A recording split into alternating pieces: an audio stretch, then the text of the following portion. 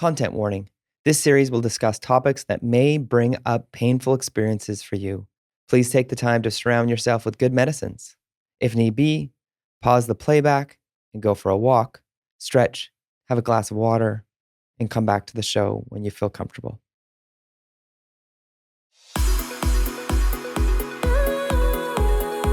Welcome to the Métis Speaker Series. I'm your host, Darian Kovacs. On this podcast series, we will be exploring learning, healing, and rebuilding within the Métis community. Our goal is to create awareness of and generate discussion about Métis issues, as well as how to heal from and move forward in a healthy way. We hope to reduce Métis invisibility in BC through the personal stories from our Métis community members. This show is brought to you by the Métis Nation of British Columbia and Jelly Marketing. I couldn't help myself. You gave me everything. Welcome to another episode of the Métis Speaker Series. I am thrilled because we have two guests today. We get a 2-for-1. This is a very special episode. You were coming on thinking you just have one guest, but no, today you have two. So why don't we start with yourself, Katina, if you want to introduce yourself and your role within the MNBC world. Yes, thank you so much, Darian, for having Jodie and I on the call today. We're really looking forward to sharing more about some of the programs that we have at the Ministry of Health and Wellness at Métis Nation BC. My name is Katina Pollard. My pronouns are she, her, and I have the pleasure of serving Métis Nation as their Provincial Health and Wellness Senior Manager. I'm calling in today from Treaty 8 territory, which is up in Northeast BC, and it's the chosen home to the Métis community settlement of Kelly Lake. And I do identify as Indigenous. I have family roots down in the South Okanagan Similkameen with the Lower Similkameen Indian Band, as well as the Two Rivers Métis Society based in Kamloops. And just really looking forward to sharing more about our programs here today. Thanks, Darian. Thanks, Katina. And Jodie, you can introduce yourself and your role within MNBC. Thank you, Darian. My name is Jodie Dixon, and I am one of the regional health coordinators for Métis Nations, and I'm located in the north. I live and play on Treaty 8 territories, which is also the chosen home of the Fort St. John Métis Society, which I am a proud member of. Both of my mother's parents are Métis, so proud member. Amazing. And Jodie, what are you excited about when it comes to the program that you're a part of? What kind of maybe wakes you up in the morning or gets you revved up during the week to be like, I get to do this? Well, I get to do a wide variety of things, but I'm a people person, so I love taking care of people. So taking care of people and sharing my culture is what I love the best about my job. Amazing. And Katina, over to you. What's maybe your favorite thing about your job and the role you get to play?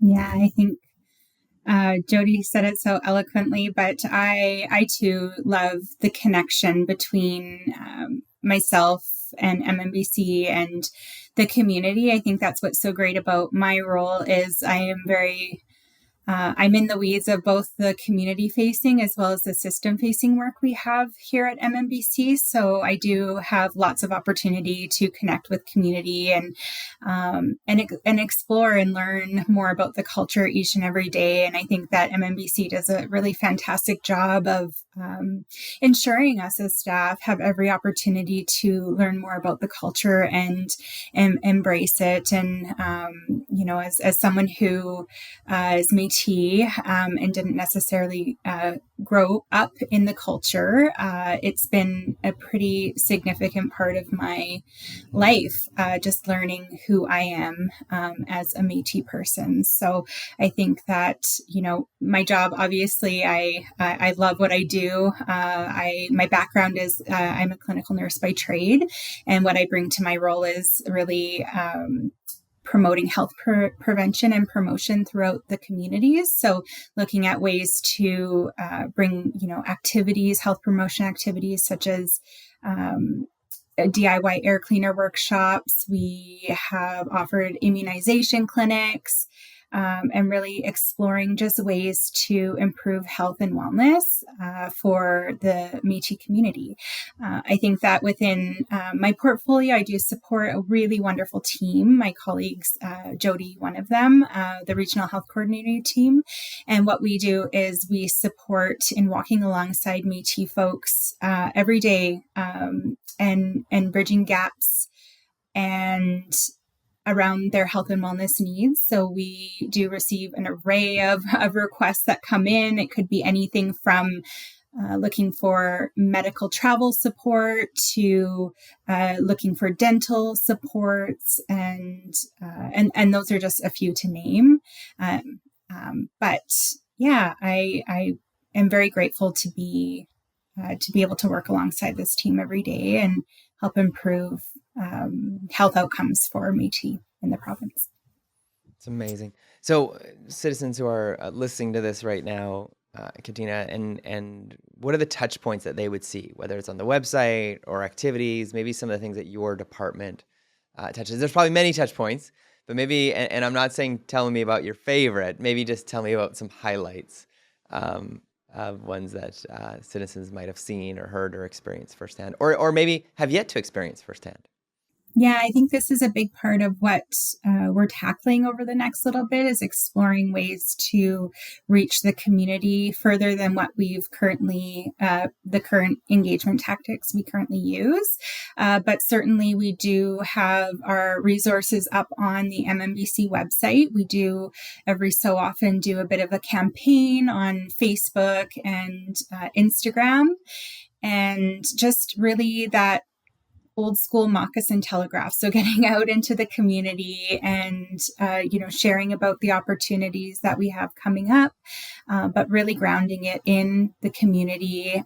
We also really try and piggyback off of community events that are in the works. I know that, Jodie is attending a beading class coming up in Fort St. John. So any opportunity just to work alongside community, because it's community that really guides the work. They're their subject matter experts for their community. They're the ones that know their community best and what services are needed for the community. So we really, take the community approach in having them guide the work that we do. Amazing. And Jodie, yourself, maybe some of the touch points or ways that you are seeing your work touch citizens right across the province.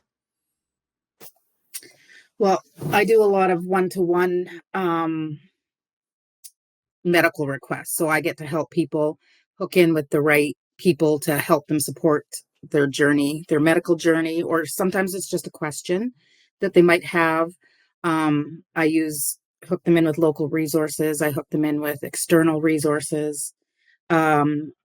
Some things we do up here in the north, I have a foot care nurse who goes around to our communities providing foot care to our elders, which is a really great resource up here because unfortunately people don't take care of their feet, and she comes in and does it for them.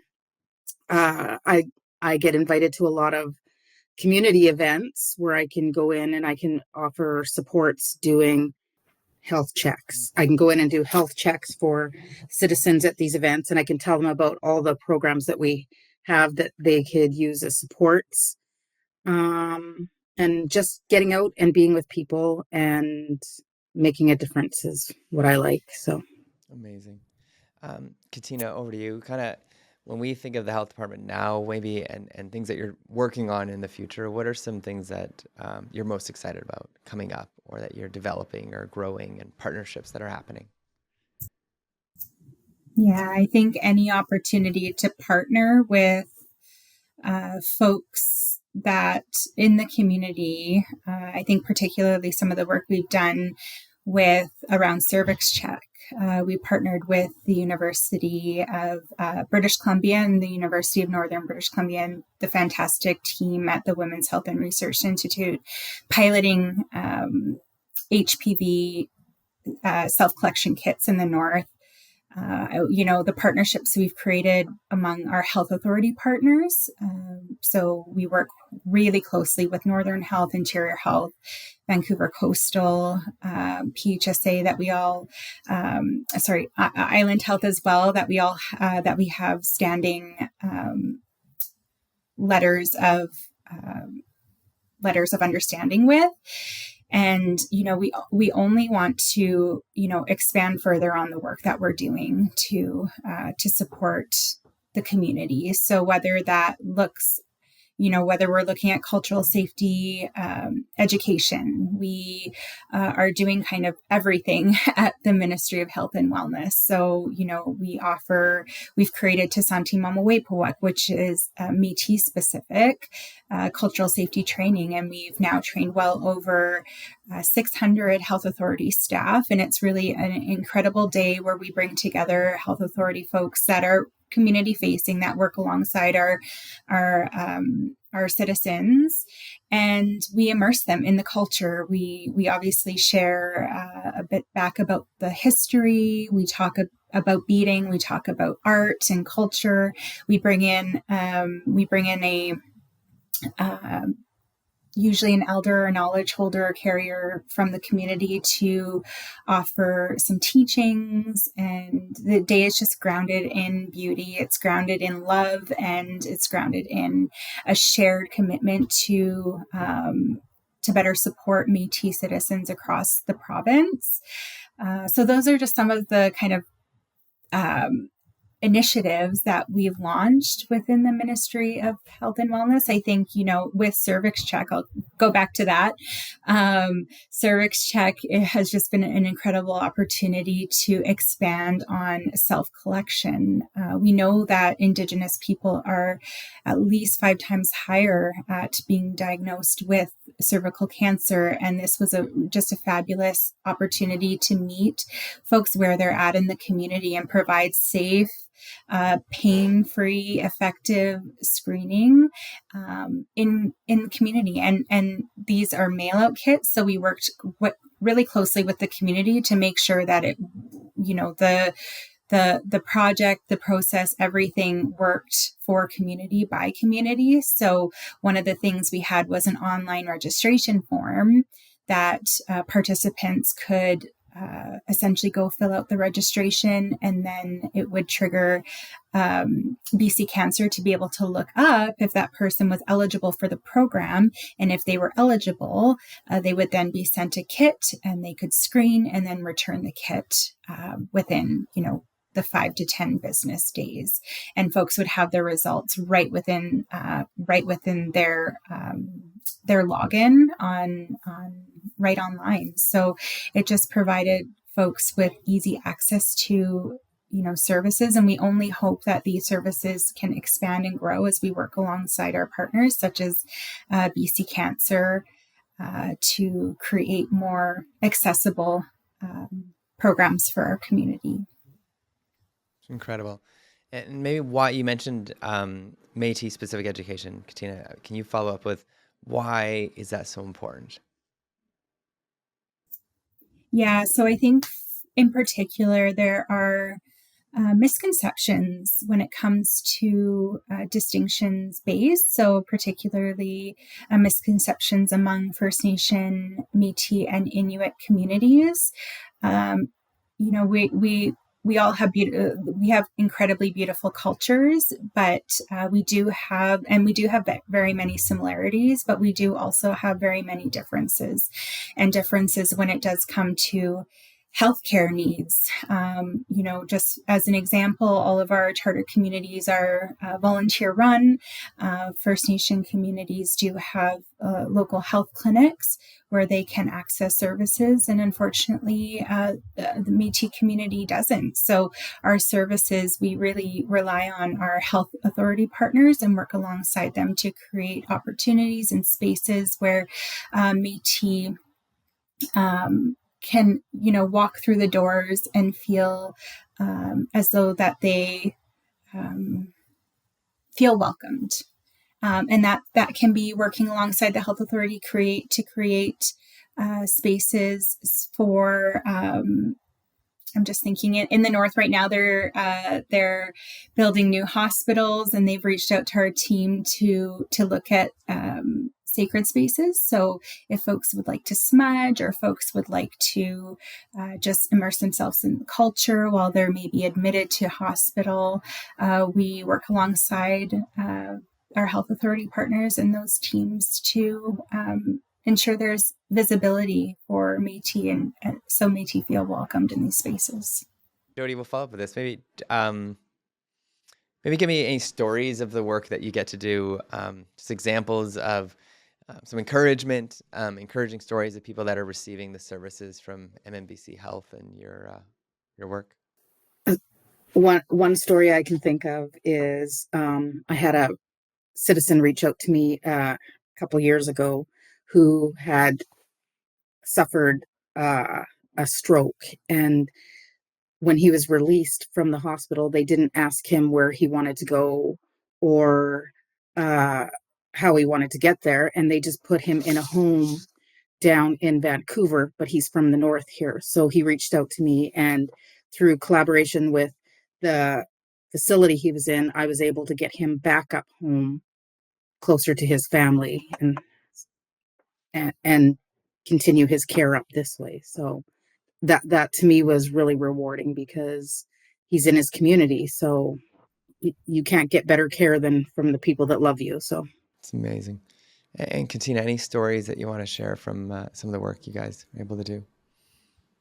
Yeah, I think that, there's so many stories, and just resilience within our community. And, we are there to support folks walking alongside their journey. And, I look at back when I started at Métis Nation, and, we were really just a very small team. And the fact that over the last year, folks have reached out to our team. It's been, we've done well over 50% more requests last year, and we're actually forecasted to do double what we did last year, supporting folks accessing services. And, I think that there's so many stories. I remember being a regional health coordinator back in 2019. And, I think the one that stands out to me the most was,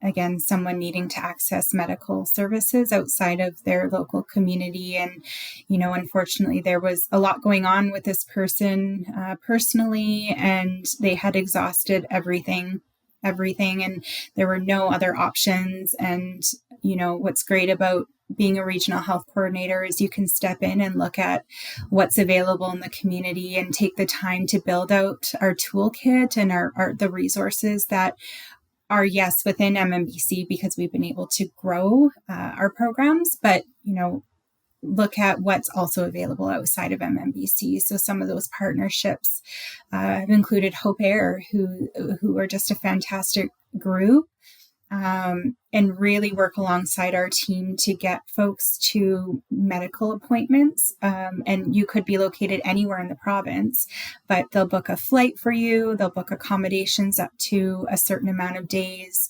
and also provide, I believe it's like Uber, or that's not very common up in the north, Uber, but they'll provide taxi vouchers and meal coupons as well. So folks, can go and not have to worry about having to, pay for meals and food while away. I know that's often people will cancel appointments and not go because of those barriers, because they can't afford to pay for food and those things at their medical appointments. So I just think seeing all of, someone being able to attend an appointment because of the supports we're able to provide is just really, really incredibly rewarding. And I do get emotional about it, because it's so touching when someone, reaches back out to say, thank you so much for helping me. Like, I had reached out to 5 to 10 different people in, organizations outside of MNBC, and you have changed my life because I was able to attend that appointment. So, those are the stories that really sit and resonate. And those are the stories we like to share back, and I think that there's so many other organizations that we've partnered with that are so incredible. And I'd love to sit here and name them all, as I know Jodie would as well, just to thank them for their partnership and just the incredible support that they provide to community. But not only that, just supporting us as a team. They're happy to meet with us and provide a bit of like orientation to their programs and services, and really, really want to build that connection and that network and that relationship, because at the end of the day, it's, we're all here to support one another and each other in the community. And so it's just really rewarding. That's incredible. Katina, anything else that people should know as far as like getting connected with yourselves, like the best way people can learn more information and how to reach out if they need help? Definitely. So we have a few different avenues. So we always encourage folks when we're in community to come, if we have a booth set up, come meet us. We have business cards that we have our phone numbers and our contact information, through email. We try and get out into the community as much as possible. We know that that's always the preferred method of meeting people, is where they're at and getting to know a person in real time. And, it's just, there's something different about talking to someone in person than virtually or over the phone. So we always encourage that. We also have, an incredible team at the headquarters in Surrey. So we have a reception team as well as our administrative team that really helps us when, folks reach out and they're just not sure who to be connected with. Our team will then connect citizens in with our team through email or whatever their preferred method is. I know sometimes people prefer email, some prefer that, in-person contact. So we just encourage folks to reach out whatever way they would like. But for right now, the preferred is through email and by phone, or we can schedule virtual calls as well. Amazing. Thank you, Katina. And we'll put all the links in the show notes as well if you want more information. But Jodie, any closing thoughts or comments or things that you want people to know? Just that we have a few different programs that people can access, like our MTAP program, which is our Emergency Medical Transportation Assistance Program, which helps people travel to out-of-town appointments. And they just, you can access the form on the MNBC site, or you can get a hold of your regional health coordinator in your area, and they can help you. Just to call us for anything. We might not have the answers, or we might have answers that you weren't expecting. So we like to help everybody, big or small, with anything. So that's great to know. Thank you, Jodie. Thank you, Katina. Katina, anything else you want to close with to wrap things up here? Yeah, just one note. I wanted to just, share that we have some upcoming events. Specifically within the Ministry of Health and Wellness, we have some upcoming harm reduction gatherings. We also have some health and wellness gatherings located in the interior. So those are going to be coming up over the next few months. We also are hoping to expand on our DIY air cleaning workshops. So going into community and combating air quality, because we know with the health emergency crisis around fire season, it's really important to take care of your lungs and take care of yourself. So building a affordable air cleaner is something we're hoping to bring to each community in the near future. We also have our upcoming immunization clinics in the fall. So we work alongside our communities to create just a really wonderful day where folks can come and learn about immunizations. We bring culture to the space. So whether that's an activity, cultural activity of some kind, we bring food and just enjoy the time with community and with a health twist. That's awesome. Well, thank you thank you both for both being here. That's a great. Really appreciate it. Such helpful, valuable information, inspiring stories. Just knowing that you are a phone call away, an email away, and just the huge amounts of resources that all citizens have access to is pretty inspiring and incredible to know. And maybe not even today. We may not need it right now. People might be walking, feeling healthy in the sunshine, listening to this episode right now. But we never know what tomorrow looks like. So thank you for being there for us. Yeah, thanks so much, Darian. Thanks, Jodie. Well, this has been another episode of the Métis Speaker Series. Thank you for listening, and we'll see you next time on the show.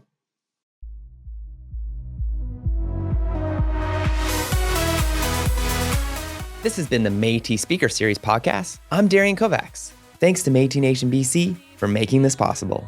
You can listen to all of our episodes, learn more about the podcast, and sign up to the Métis Nation of BC newsletter to stay up to date on Métis news at métispodcastseries.ca. You can find out more about the music we're playing by Love Life by visiting SoundCloud at soundcloud.com/lovelifeofficial, LUVLYF official, and link in the show notes for your convenience. Follow us on Apple Podcasts, Spotify, or your favorite podcast listening device. See you again soon. Mina Kawapa Mitten. Thank you, Marcy, for listening.